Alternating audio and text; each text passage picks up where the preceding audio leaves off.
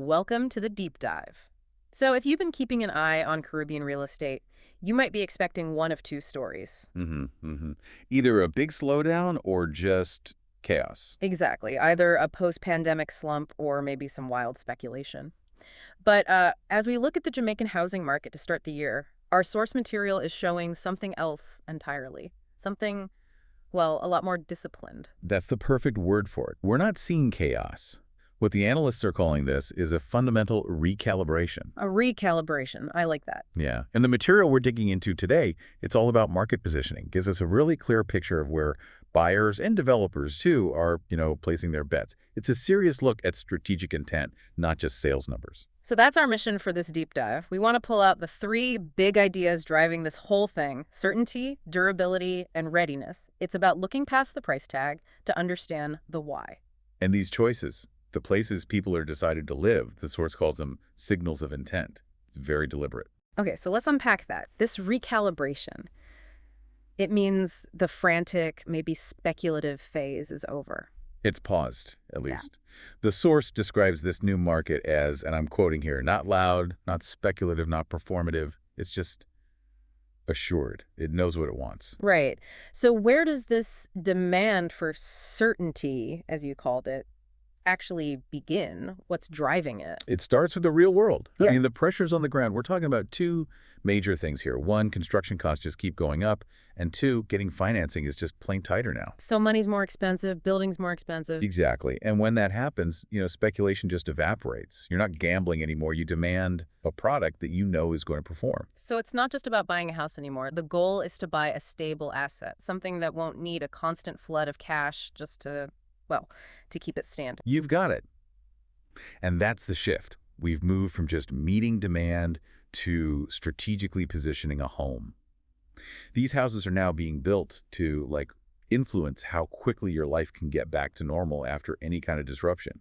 That's durability. And if you look at the actual product that delivers on that durability, the source is really clear. It's houses and townhouses. They're carrying the, quote, practical weight of demand. Which makes sense. That's the go-to for families, for long-term buyers, and especially for returning residents who really want to plant roots. But the townhouse in particular seems to be having a moment. It's singled out as being this powerful middle ground. Oh, it's fascinating. Apartments are efficient, sure. Standalone houses have that big emotional pull. But the analysis says the townhouse is the most balanced residential product on the island. It's all about minimizing the trade-offs. What are those trade-offs? What makes it so balanced? The authors really break it down nicely. They say it gives you ownership, but without the isolation. Yeah. You have your own front door, but you're in a community. Okay, so space without the sprawl. Space without the sprawl, and structure without suffocation. You have enough room for a family, but it's within a managed, predictable environment. It's that perfect marriage of efficiency and aspiration. That's certainty. And that structure, that managed environment, that takes us straight to the next big strategic shift, which is this huge reliance on gated communities. Why are they thriving so much? Is it just about security? Security is a huge piece of it, of course. But the one core reason, according to the source, is that they remove friction from life. Remove friction.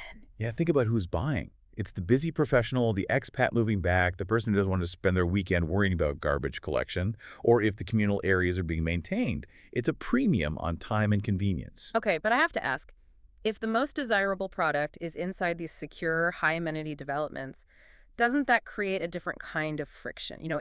Is there a risk of creating these isolated bubbles? Does the analysis get into that at all? That's a really important question. And while the source focuses more on the market mechanics than social policy, the market-based answer really comes down to one word: readiness. Readiness. These homes are finished, they're standardized, and critically, they are lender-friendly. Lender-friendly. So what does that actually mean for me, the person trying to buy the house? It means speed. It means life can begin immediately. You're not waiting months for phased construction or finding out you need to spend a fortune on upgrades just to make it livable. And the banks are more willing to approve the mortgage. Much more. They love a standardized, finished product that ticks all the boxes. It just lowers their risk. So the home is delivered, quote, ready to live and ready to finance. It's a smooth process. Which is another way of removing friction. Exactly. And that idea of readiness now includes the amenities, The pools, the jogging paths, the green spaces. The source says they aren't luxuries anymore. They are becoming part of the baseline expectation. So this whole model, especially on the North Coast, it's becoming the default, the standard residential language of modern Jamaica, as the source puts it. That's it.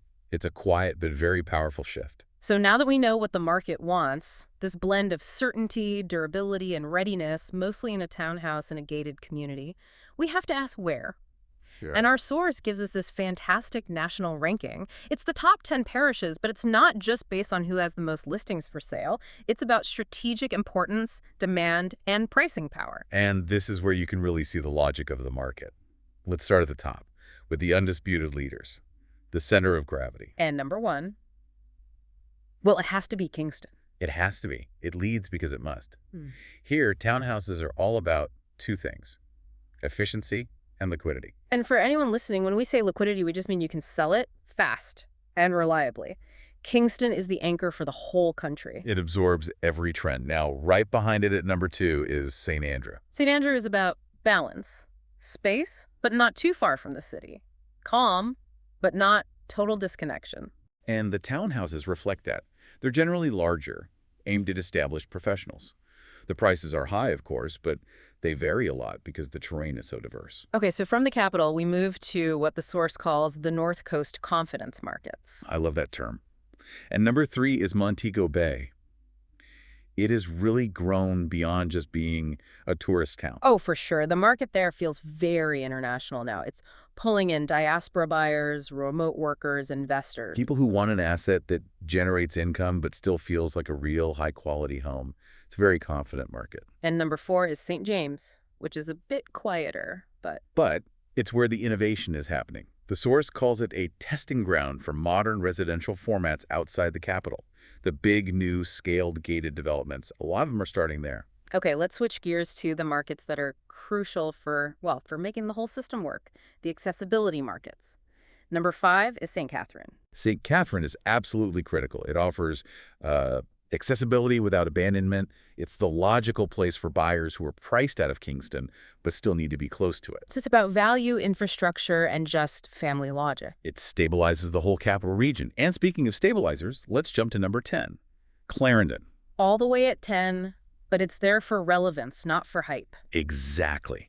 The source calls Clarendon the system's pressure release valve. It sustains homeownership at scale. It absorbs thousands of first-time buyers and families. Without Clarendon, the price pressure on St. Catherine and Kingston would be, well, unbearable. So we have the leaders, Kingston and St. Andrew, and we have the stabilizers, St. Catherine and Clarendon. Now for the most exciting part, the market with the most powerful upward trajectory. Number 6, St. Anne. St. Anne is, it's not just a scenic parish anymore. It's becoming dominant. The development along that coastal corridor, like around Drax Hall, is just exploding. The source says that whole stretch is starting to act like a Jamaican Gold Coast. It is. And there's this one incredible signal that proves the gravity is shifting. The nightlife. The nightlife. The fact that people are now routinely driving from Kingston to St. Anne to go to a major restaurant or a big event, that's a profound shift. It means St. Anne is now a destination that can compete with and maybe even beat the capital for desirability. It pulls people out of the city. Yeah. Now, the fair criticism in the analysis is that the business infrastructure needs to catch up. You can't have all this residential growth if people still have to drive back to Kingston for core services. The infrastructure needs to match the swagger. I like that, yes. Okay, let's quickly round out our top 10. Number 7, Trelawney. This one is about timing. Yeah, Trelawney is affordability today with growth logic for tomorrow. It's for the buyer who wants to get in early on the North Coast expansion. Number 8, Manchester. Manchester is for permanence, the slower pace, the cooler climate, the larger lots. It attracts a buyer who is really settling down for the long haul. And finally, number 9, Westmoreland. Westmoreland is selective. It's not about volume. It trades in calm and lifestyle. Think beautiful, scarce coastal spots where that tranquility is what creates the value. This whole ranking, it really lays bare the strategic thinking in the market right now. It really does. So if you're trying to categorize all this, think of it this way.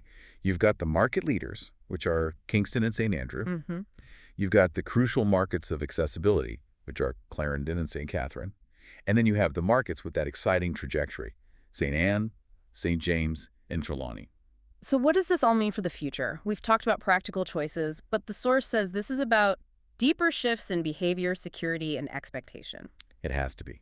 I mean, this Yes. huge move towards finished, ready-to-go homes in managed communities, Yeah. it shows that as a society, we're putting a massive premium on peace of mind. On removing that friction we talked about. Exactly. It's about minimizing your personal admin and maximizing your quality of life.